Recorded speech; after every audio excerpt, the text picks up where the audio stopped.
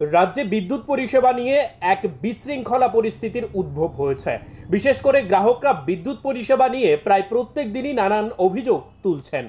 রাজ্যের বিদ্যুৎ মন্ত্রী এসব বিষয়ে ওয়াকিবহাল রয়েছেন। ইতিমধ্যেই সামাজিক মাধ্যমে একটি ভিডিও ভাইরাল হয়েছে, যেখানে রাজ্যের বিদ্যুৎ মন্ত্রী বিদ্যুৎ কর্মীদের সঙ্গে উচ্চস্বরে বাক্য বিনিয়োগ করেছেন।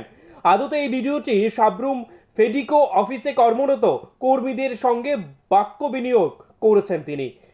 আসলে ফেডিকো কর্মীদের বিরুদ্ধে গ্রাহকদের অনেক অভিযোগ রয়েছে। ফেডিকো কর্মীদের ঠিকঠাকভাবে কাজ করছে না বলে মন্ত্রী পরামর্শ দিতে গিয়ে একটি উচ্চস্বরে কথা বলেছেন। এই মন্ত্রী অর্থাৎ রতনলাল নাথের এই বক্তব্য ইতিমধ্যেই সামাজিক মাধ্যমে ভাইরাল হয়ে গেছে। যদিও এই ভিডিও সামাজিক মাধ্যমে ভাইরালের পর বিভিন্ন মাধ্যম থেকে বিভিন্ন ধরনের মতামত উঠতে শুরু করেছে। তুমি রাখো না, একটু ওয়েট করো।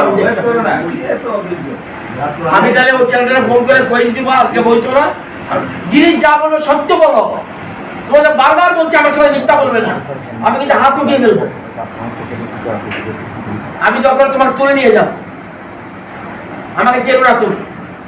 আমি প্রচন্ড বাজে টাইপের। Bureau report, news live 24 Tripura.